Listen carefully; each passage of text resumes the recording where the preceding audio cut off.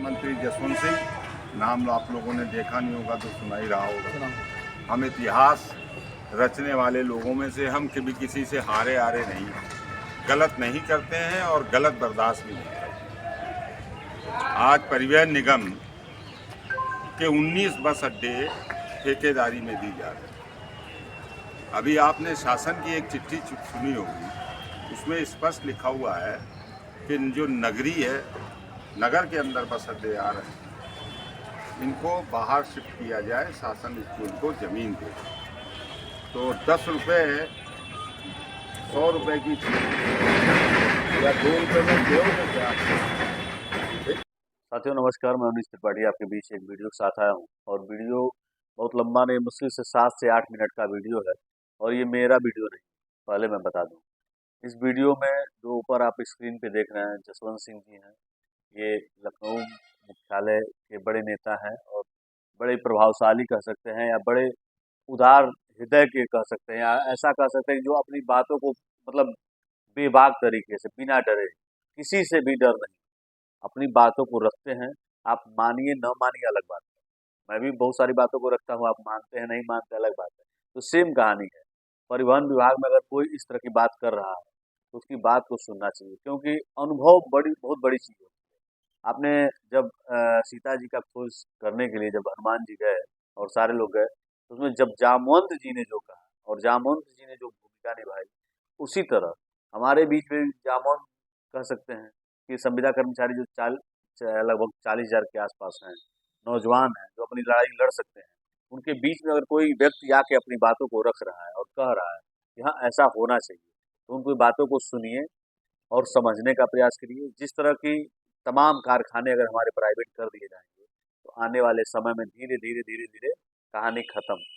अब मान लीजिए शरीर है आपका, उसमें से अगर मान लीजिए कुछ परसेंटेज खराब हो जाए, जैसे मान लीजिए एक पैर से विकलांग हो गए तो आप हमेशा तिरछा ही चलेंगे। एक आंख से अगर आप विकलांग हो गए तो आप हमेशा तिरछा ही देखेंगे।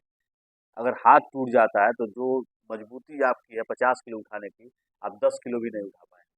तो सेम कहानी है, अगर कारखाना हमारा चला जाएगा और जब कुछ कारखाने जाएंगे, धीरे धीरे कुछ और कारखाने जाएंगे और धीरे धीरे डिपो जाएगा, तो इसी तरह प्रक्रिया बढ़ जाएगी और सारे कारखाने, कहानी खत्म। तो पूरा वीडियो कई मिनट का है, लगभग 10 मिनट के आसपास का है, आप देखिएगा और समझने का प्रयास करिएगा। मैं निवेदन करूंगा जितने भी अगर कारखाने से जुड़े लोग हैं, इस वीडियो को अपने ग्रुप में जरूर शेयर करिएगा, अपने लोगों को बताइए।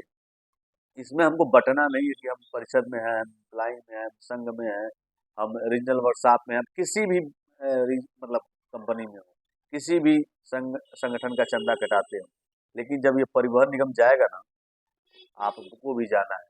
आपका एक भाई जब खत्म होगा तो बड़ा अफसोस होगा कि भाई वो रहता कम से कम साथ में, कुछ नहीं करता, बगल में दर्री में बैठता। तो ये कहानी है और पूरा वीडियो विस्तार से है, देखिएगा। परेशान किया जा रहा है और हमारे साथ मनमानी की जा रही है। आप लोगों को एकजुटता से रहना है और रहने के बाद इस परिवहन निगम में जब ये आपका बांधा है, इस परिवहन निगम के डिपो में अगर जिस भी तारीख को साहब ठेकेदार को हैंडओवर करने की बात आती है, तो आप समझ लीजिएगा वो बांधा नहीं होगा, वो हमीरपुर भी है, कल उसका नंबर आएगा। इसलिए मैंने लिखित नोटिस दिया है। वैसे तो कार्य बहिष्कार में 15 तारीख दिसंबर के आसपास कोई डेट होगी, अवकाश लगाना है। इसमें ये नहीं कि कार्य बहिष्कार करके चक्का जाम करना है तो संविदा के ड्राइवर कंडक्टर या रेगुलर के ड्राइवर कंडक्टर करेंगे, तो वो कर किसके लिए देंगे? निगम के लिए, आपके भविष्य के लिए। तो आप क्यों कलम चलाओगे? आप भी बैठोगे कार्य बहिष्कार में, हमारे अधिकारी भी बैठेंगे, हमारे उपाधिकारी भी बैठेंगे, और नहीं बैठेंगे तो उसका क्यों का कारण बताओ। आप लोगों को बता देना चाहता हूँ, नियमित कर्मचारी अगर ये सोच रहा है कि इस परिवहन निगम का और सरकार का दामाद है, तो ये भूल जाइए। मध्य प्रदेश की तरफ मत जाइए, बहुत दूर जाना पड़ेगा। आप अपने यहाँ आइए। आप नियमित कर्मचारियों ने वो भी दिन देखे हैं जब 20-20 दिन, 25-25 दिन वेतन लेट से मिलता था। बड़ा से बड़का बाबू कैशियर के दरवाजे पे खड़ा होता है कि वो गाड़ी आए तो उसका पेमेंट मुझे पहले कर देना, मेरे घर में बच्चे बीमार हैं। आप 15 दिन 20 दिन लेट होने पे आपके बच्चे बीमार, आप बीमार, सब होते थे। जब 15 महीने तनख्वाह नहीं मिलेगी तो तब क्या होगा?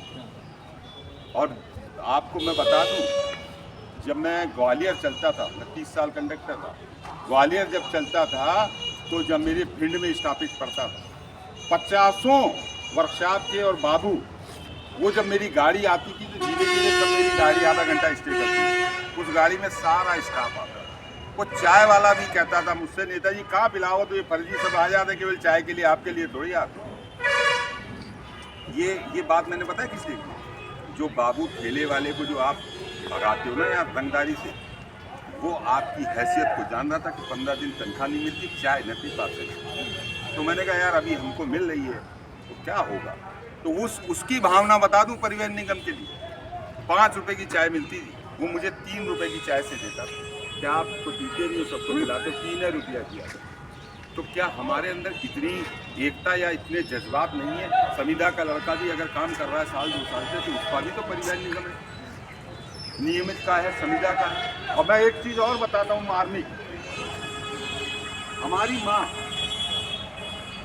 हमको 9 महीने कोख में रखती है, साल भर, 1.5 साल, 1.25 साल, 6 महीना दूध पिलाती है। जिंदगी भर उस दुख दर्द में जब भी आपको कोई कष्ट होता है तो आपको माँ, लेकिन ये इसको माँ नहीं मानते हो क्या? इसको माँ नहीं मानते हो जिसने तुमको चाहे जिस भी पद पे, संविदा हो, रेगुलर हो, नियमित हो, आउटसोर्सिंग, इस माँ ने तुमको पाला, तुम्हारे बुजुर्ग गए तो उनको पाला, तुम्हारी औलादों को पाला है। आज उस माँ का आंचल कोई खींचेगा जबरदस्ती बिना कारण, तो खड़े नहीं हो गए क्या? खड़े नहीं हो गए? इतनी आत्मीयता, इतनी मानवता हमारी मर गई है क्या? तो मित्रों, हमने एक मोदी जी का नारा ले लिया, एक लिया है ना, सबको मालूम है ना नारा है, मालूम है? तो इसलिए मैं बता रहा हूँ कि एक रहोगे, वर्गों में नहीं बटोगे, संघों में नहीं बटोगे, पदों में नहीं बटोगे, तो एक रहोगे तो सेफ रहोगे, और अगर बटे तो कटे। 19 जा रहे हैं, 119 हो जाएंगे।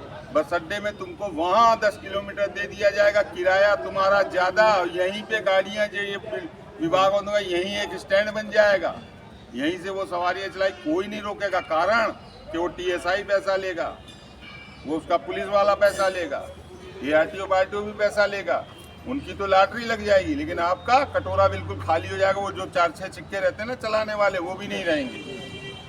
तो मांग हमारी जायज़ है, आंदोलन जायज़ है। तो आप लोगों को मैं कहूँगा कि आप हाथ रखें मेरे हाथ पे। मैं, हो सकता है मेरा दोबारा मौका इधर मिले नहीं आंदोलन से पहले, तो आज सभी लोग जसवंत सिंह बन जाइए, आज के बाद से सब जसवंत सिंह बन जाइए। और किसी के लिए नहीं बन रहे हो, ना आप अपने लिए बन रहे हो, ना हमारे लिए बन रहे हो, आप केवल परिवहन निगम जो हमारी माँ है उसके साथ जो कुठाराघात हो जाए। अच्छा ये बताओ, 55,000 कर्मचारी हम हैं यहाँ, किसके लिए जान देते हैं? पैसा मिलता है ठीक है, लेकिन अब पैसा तो फौजी को भी मिलता है, लेकिन अपनी जान गंवा देता है। तो इस परिवहन निगम को डंका मार से हम लड़ते, जीपों कारों वाले से लड़ते, पुलिस से लड़ते, गाली खाते। तो क्या इस देश के लिए हम लड़ने जा रहे हैं? इस परिवहन निगम के लिए हम लड़ने जा रहे हैं? ये बहुत ही मार्मिक विषय है कि लड़ाई किसकी है? कि रेगुलर नहीं कह रहा कि DA दो, आउटसोर्सिंग नहीं कह रहा कि पैसे बढ़ाओ, संविदा नहीं कह रहा नियमित बढ़ाओ, तो निगम बचाओ।